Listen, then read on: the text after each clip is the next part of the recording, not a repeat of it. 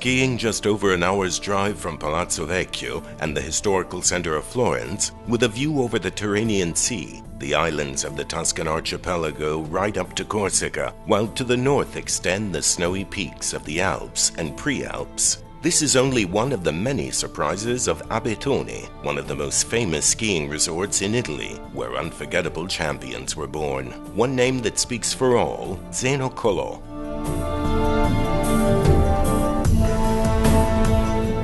Abetone rises some 1,300 meters above sea level on a pass in the Tuscan tract of the Apennines, the mountain chain that traverses all of Italy from north to south.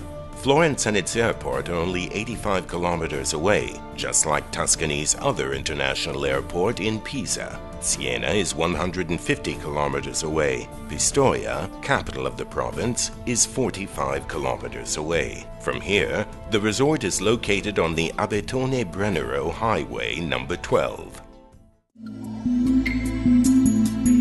Once in town, two pyramids recall that at the end of the 18th century, the Grand Duke of Tuscany and the Duke of Modena decided to place the two states in communication by means of this mountain pass. Once a frontier and land of woodsmen, Abetone today is a modern ski resort. It offers 50 kilometers of tracks of every degree of difficulty, capable of satisfying from the beginner to the expert. 21 fast and modern lifts, with an hourly capacity of 25,000 passengers, more than 100 snow cannons, and 4 skiing schools. Winter sports here boast almost a century of history. The first skis arrived in the early 20th century, brought here by a noble Florentine who had seen them in faraway Norway. The Abetone Ski Club was born in 1920, and already in the 30s, Abetone hosted international competitions. At that time, seal skins were used to reach the top, but in 1937, the great Slittone made its first run. Abetone was then one of the few localities in Italy with a lift. It is no coincidence that this is the land of Zeno Colò, Celina Seghi, Vittorio Chieroni, and Paride Milianti.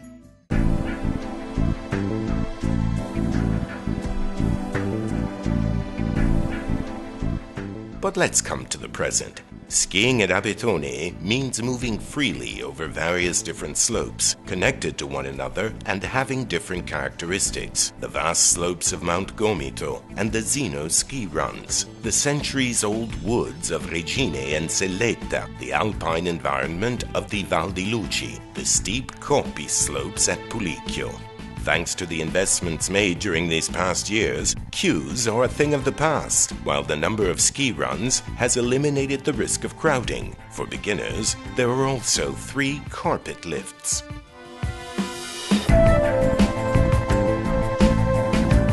Nordic skiers enjoy great rings that cross through the woods of beech and fir trees and are groomed for both free technique skiers and classical skiers. Lunchtime offers a vast assortment of possibilities at one of the mountain inns on the slopes for a short break, or at one of the characteristic wooden establishments with reserved rooms or spacious solariums. It's hard not to give in to the temptation of good cooking. Tuscan traditions blend with those of the nearby Emilia-Romagna and are expressed in handmade pastas for tasty first courses, along with polenta, mushrooms, game, cakes made with woodland fruits. Then come the traditional Florentine T-bone steak, ribollita, bread soup, vegetables, and legumes, and all doused with excellent wines. We are, after all, in the land of Chianti and Brunello.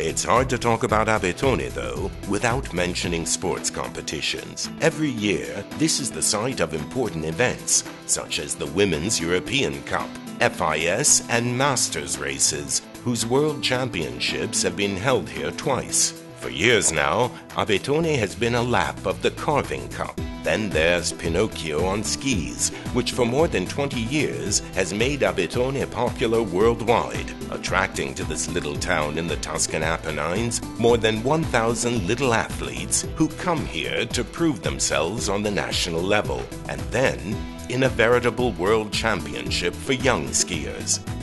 Let's not forget that the athletes of the Italian national team completed their training at Abetone in view of the Turin Winter Olympics of 2006.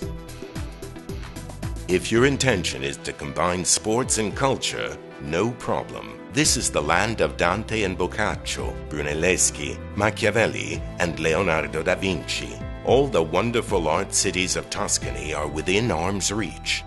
In a half hour, you can reach Pistoia or Lucca, and just a bit further away lie Pisa, the sea at Livorno, and of course, Florence and Siena.